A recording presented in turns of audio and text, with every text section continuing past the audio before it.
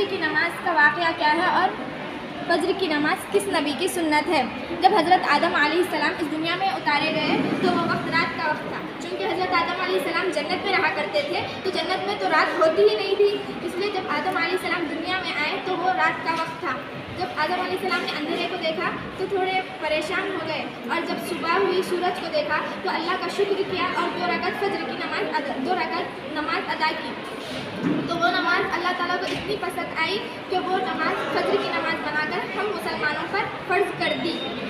فجر کا وقت 5 بجے سے شروع ہوتا ہے اور موسم کے لحاظ سے بدلتا جاتا ہے۔ آپ کو بس اتنا خیال رکھنا ہے کہ سورج نکلنے سے پہلے فجر کی نماز کا سلام پھیر لینا چاہیے، ورنہ نماز نہیں ہوگی، اور 7 بجے سے خطا کا وقت شروع ہو جاتا ہے۔ فجر کی نماز میں 4 رکعت سے 2 رکعت سنت، 2 رکعت فرض، اور آپ صلی اللہ علیہ وسلم کو سب سنتوں میں سے فجر کی 2 رکعت سنت بہت پسند ہے۔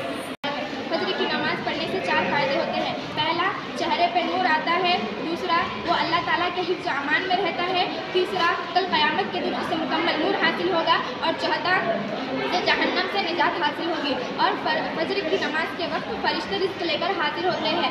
جو انسان فجر کے وقت سوتا رہتا ہے، فرشتوں ان سے ناراض ہو کر رزق واپس لے کر چلے جاتے ہیں۔ عذاب کے بارے میں جو انسان فجر کی نماز ترک کر دیتا ہے یعنی چھوڑ دیتا ہے، اس کے لیے 3 سزائیں دی گئی ہے۔ پہلی سزا، جو شخص فجر کی نماز چھوڑ دیتا ہے اللہ تعالیٰ قیامت میں 3 سزا دے گا۔ پہلی سزا، اللہ تعالیٰ اس سے حساب اور کتاب سختی سے لے گا اور اسے جہنم میں ڈال دے گا۔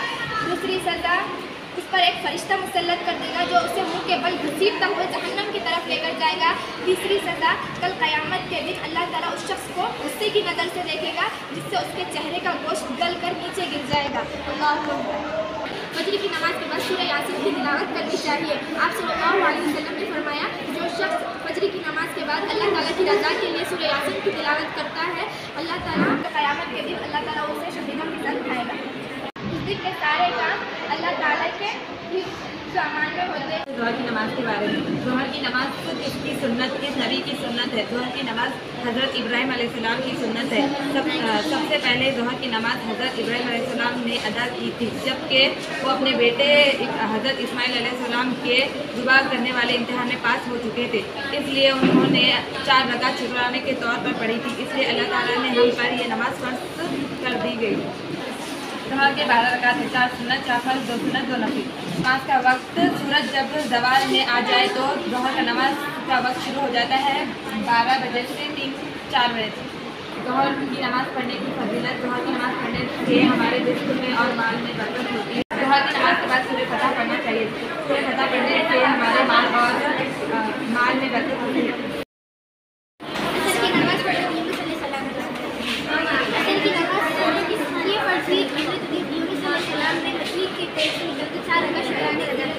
اللہ تعالیٰ کو یہ نماز اتنی پسند آئی کہ اللہ تعالیٰ نے فرض کر دی۔ عصر کی نماز کا وقت 5 بجے سے 6 بجے تھے، اور عصر کی نماز میں 8 رکعت ہوتا ہے، 4 سنت، 4 فرض۔ عصر کی نماز درمیانی نماز ہے، ہم سب کو عصر کی نماز پڑھنے سے جسم میں طاقت آتی ہے۔ عصر کی نماز چھوڑنے سے اتنا غم ہوگا کہ قیامت کے دن تمام مال لوٹ گیا ہو اور تمام رشتے دار مر چکے ہوں گے، جتنا غم ہوگا اتنا ہی قیامت کے دن عصر کی نماز پڑھنے سے اتنا ہوگا۔ عصر کی نماز کے بعد سورہ انبیاء کی تلاوت کرنی چاہیے، اس سے بہت سے فائدے ہیں۔ ان کی ایسی لغزشوں کے بعد اللہ تعالیٰ نے اپنی بخشش کا اعلان کیا تو انہوں نے 4 رکعت کی نیت باندھی اور تیسری رکعت میں ہی سلام پھیر دیا۔ کی وجہ سے انہوں نے 3 رکعت پر ہی سلام پھیر دیا، اور اللہ تعالیٰ کو یہ 3 رکعت بہت پسند آئی، اس لیے ہم پر فرض کر دی۔ مغرب کی نماز میں 7 رکعت ہے، 3 فرض، 2 سنت، 2 نفل۔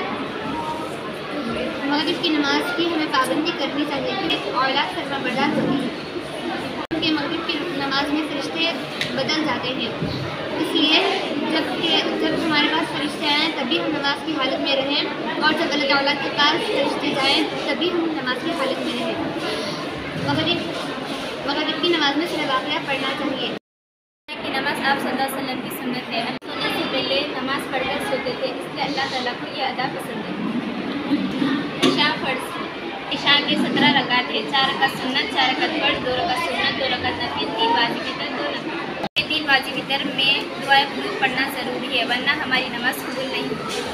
عشاء کا وقت 8 بجے سے صبح 7 بجے تک رہتا اور افضل وقت رات ہونے سے پہلے پڑھ لینا چاہیے۔ اگر عشاء کی نماز نہیں پڑھے تو ہمارا بستر کے نیچے آگ جلتے رہتے۔ عشاء پڑھنے سے ہم اللہ کی حفاظت میں بھی رہتے اور عشاء پڑھنے کا ثواب کی نماز کے بعد سورہ ملک پڑھنا چاہیے۔ سورہ ملک پڑھنے سے ہمیں قبر کا عذاب نہیں ہوتا۔